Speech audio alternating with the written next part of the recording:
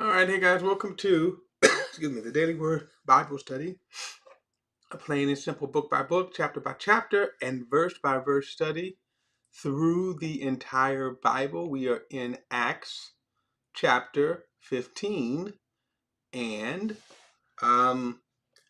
this chapter again is what Paul is dealing with is an extremely important subject. Do we follow the Old Testament law? Also meaning, do we, if you say we follow the Old Testament law, that we have to follow the Old Testament law. If you say that we have to follow the Old Testament law, then what you are saying is that we have to do works in order to be saved. We have to do works in order to be saved. This has been the fundamental, foundational problem in the church since its inception, as we can see here. And so every denomination, every single one of them, and I would say I would throw in the independent church, but independent churches by far, or the most, are offshoots of some denomination. So you just think about whatever independent church, let's say a MAGA church, okay? And it doesn't matter, you can list whatever MAGA church you can list. Joel Osteen's church, Lakewood Church, is an offshoot of Southern Baptist. They are an independent, but if you go trace back through his father roots, spiritual roots, it's Southern Baptist. And that's an example of what I'm saying here. Now, before I do, I'm going to play this video one more time. And I messed up on it last time. I don't know what happened, but anyway, I'm going to play this. I'm going to play this video, and then I'm going to get into, because this is what kind of this is what you're getting ready to hear, and this is again Pastor Sapp, Marvin Sapp. He makes this statement that is stunning to me. So here we go.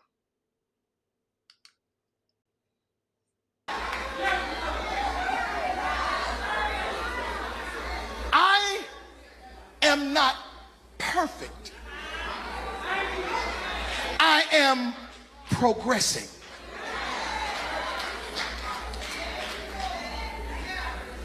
None of you will know if you really saved until you take your last breath. Now that was stunning, and I want to just play that because I believe Pastor Sapp is Pentecostal, and that's what they teach. They teach that you have to live right, meaning do good things. And by the way, live holy to them is according to a certain standard they deem.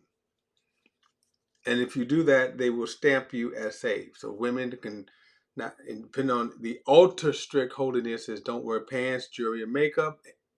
Women can't wear pants, jewelry, and makeup. And then the men can't. You just can't dress too fancy. Don't drink or smoke or curse. Then they say you're safe. And the point is, what he said was, you don't know that you're truly saved. And that is one of the most astounding. It gets me every time that he would say, you don't truly know that you are saved. You're not going to truly know that you're saved until you take your last breath. And the reason why they say, so the reason why he says that, the reason why he believes this is because he believes that you have to do good deeds. You have to live holy. And then I'm saying holy here, and the air quotes holy, according to what they think, because there's a whole lot of stuff you can do in holiness churches that they let you slide by, that they don't say is sin. Okay, but that's the whole point, that if they do enough good deeds, they're going to get to heaven. So let's get back to this, because this is so, again, astounding to me. It's just amazing. Okay, chapter 15, verse 1 says, "Then some men came down from Judea and began to teach the brothers, unless you are circumcised according to the customs prescribed by Moses." Notice what he says right here: you cannot be saved. So, we could kind of analyze this. Well, we can't, because we're not back there. Let me just put it this way. Here's how I would analyze this. Okay, here's how I would analyze this. Saved from what? The interesting thing about the law of Moses never said that you could be saved. It never, in the sense, it taught that you could be justified if, and I'm not missing words, because again, saved here has a very particular meaning as to what the law of Moses prescribed, that if you live by the law of Moses. So I asked the question too, why did the Jerusalem church, this is some 15 years maybe after the resurrection of Jesus, I said that Peter, James, and John, as well as the apostles, who walk with Jesus and understand why I'm making this point. And the apostles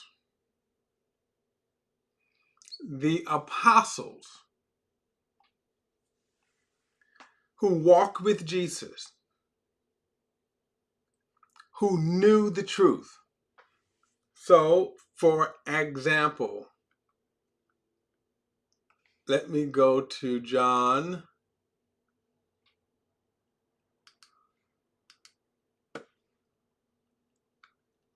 Let's say John chapter 5.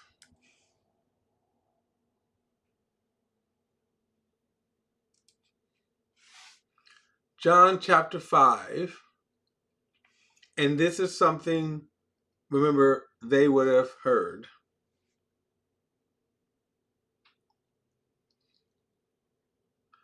So John chapter 5, verse 24.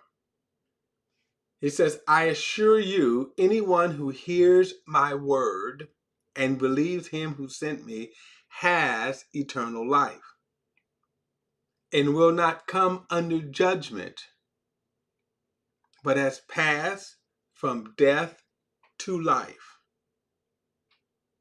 But has passed from death to life. All right. So just analyze that statement in contrast to what they said. Okay? That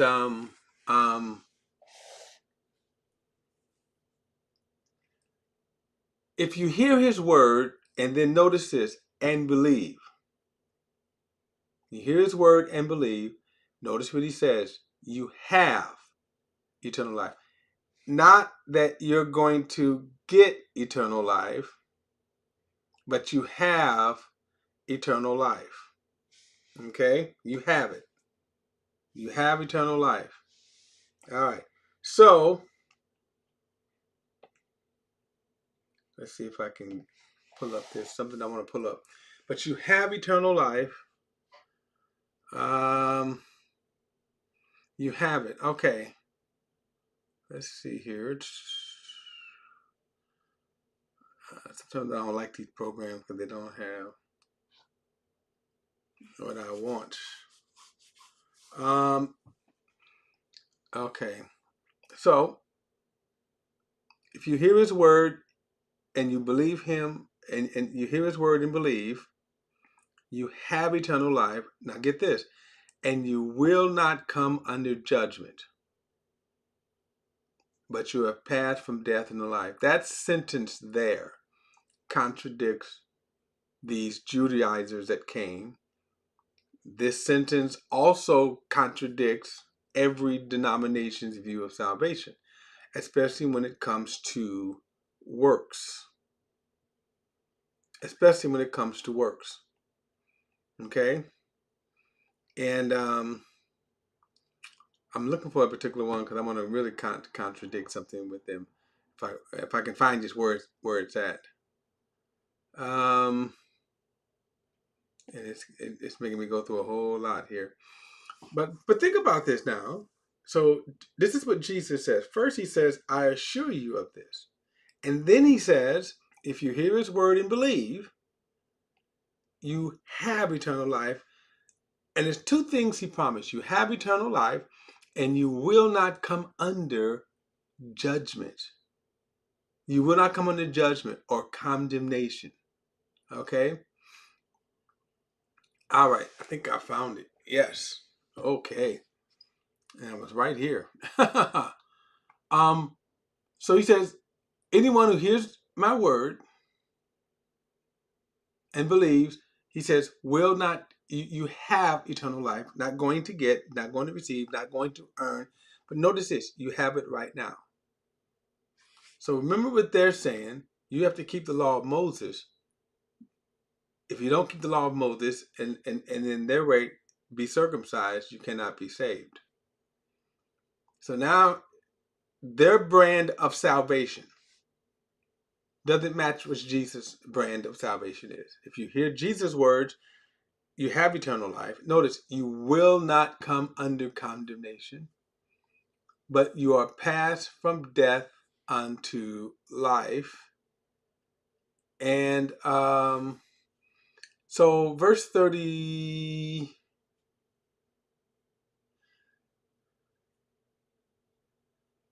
let's see.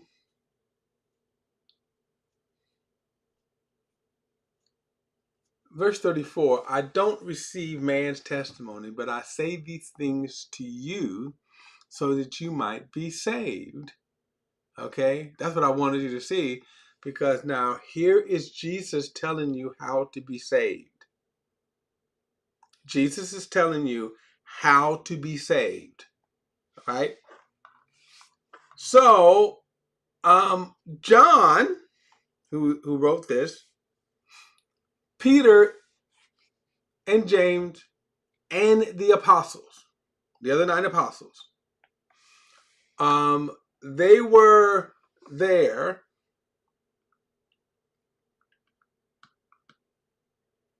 They were there when Jesus spoke these words. So now I'm asking the question, why are these Judaizers? Why did they believe this? 2, why were they allowed to teach this? Because the apostles, they already knew that. We just read, they already knew that. They were present when Jesus spoke the words. Okay? So you have a false gospel being taught here. You have a false gospel being taught. And the apostles are allowing this. Now, we haven't got to that. You're going to see later in the chapter, because what's going to happen is that Paul is going to fiercely stand against this to the point where they're going to end up in Jerusalem before the apostles over this issue. And I'm saying, why is this an issue? How is it that the apostles, that the apostles do not, why were these Judaizers allowed to teach this? I'll get to that later. But that's the whole point. Now, let me also show you something about the Old Testament law, since I'm going down this rabbit hole. Well, let me go to Galatians chapter 3.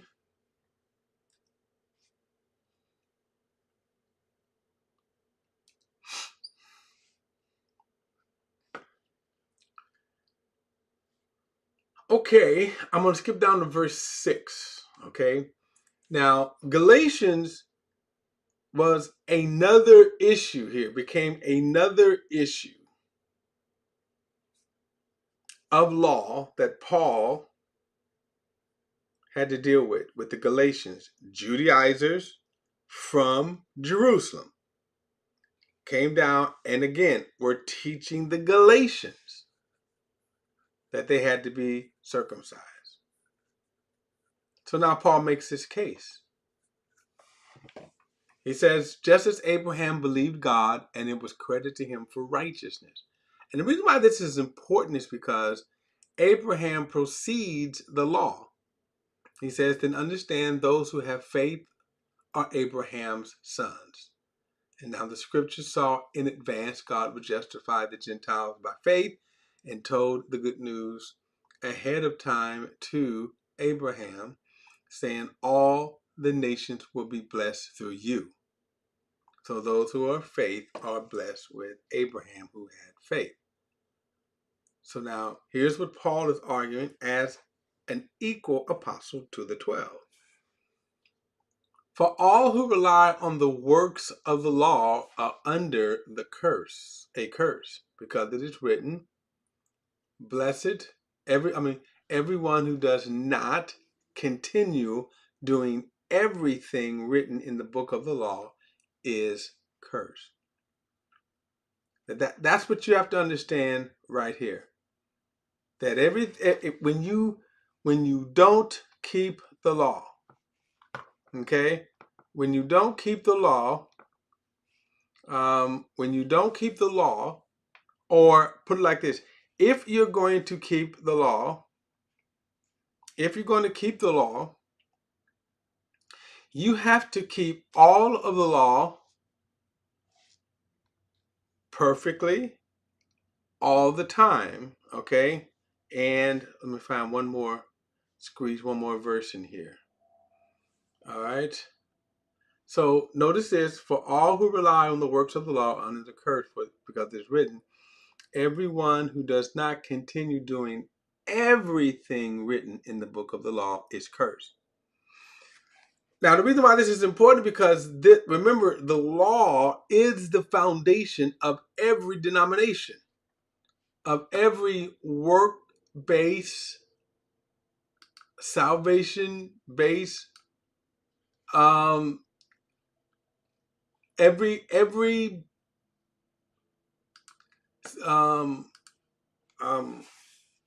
teaching, right? Whether it's Catholicism, Pentecostalism, works, salvation by works, okay? Salvation by works, okay? And what I want to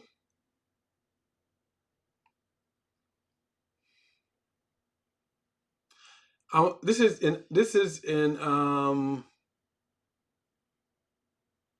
Ezekiel chapter 33. He gives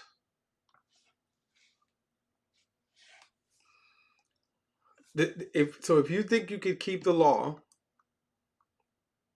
or if you think you can, by your holy living, your living right, by the way, I'm not saying not to live right, but if you think that by your living right, by the law, here, notice, I'm going to show you something. This is going to blow you away then. In verse 12, it says, now, son of man, say to your people, the righteousness of a righteous person will not save him on the day of his transgression. Neither will the wickedness of the wicked person cause him to stumble on the day he turns from his wickedness. The righteous person won't be able to survive by his righteousness on the day he sins. When I tell a righteous person that he will surely live, but he trusts in his righteousness and commits iniquity, then none of the righteousness will be remembered, and he will die because of the iniquity he has committed.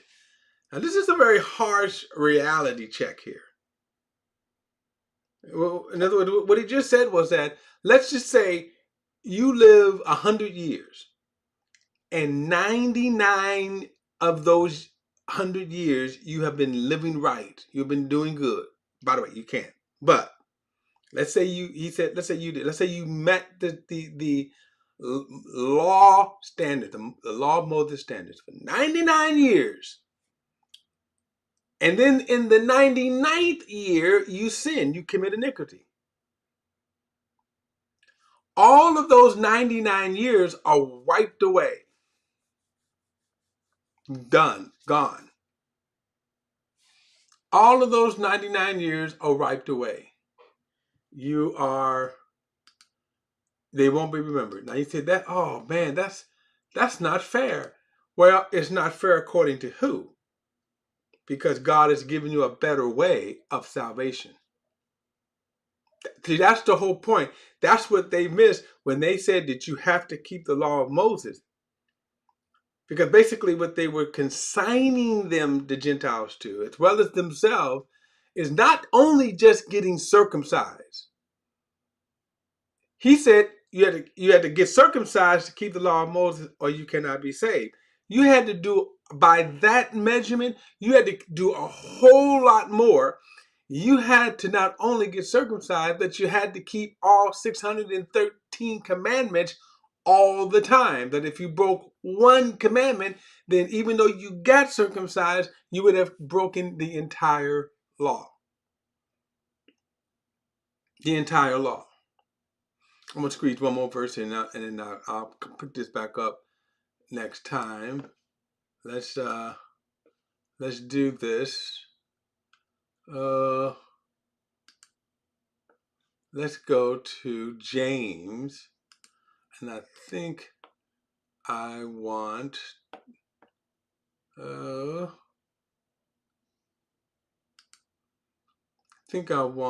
James 2. I should know this by heart by now. Oh, here it is, James chapter 2. So then look at verse 8. He says, indeed, if you keep the royal law prescribed by the law, love your neighbor as yourself, you're doing well. But if you show favoritism, you commit sin. You commit sin and are convinced by the law as a transgressor. For whoever keeps the entire law yet fails in one point is guilty of breaking it all. For he who said, do not commit adultery, also said, do not murder. So if you do not commit adultery, but yet you murder, you are a lawbreaker. Now, I just wanted to show you that. I'll come back to this probably in the next study, because again, I want you to see the concept of what the Judaizers were doing, one from a hypocritical standpoint, from a blind or an ignorant. You had to keep all of the law, and this is what they wasn't saying.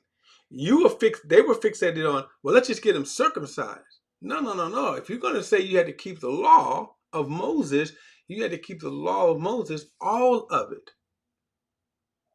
All of it. All right. I'll pick this up in the next study. Don't forget to like and share this video and subscribe to BP, the Bible Perspective. But as always, if you have a thought or comment, add it to the comment section below. All comments are welcome, and I will see you in the next study.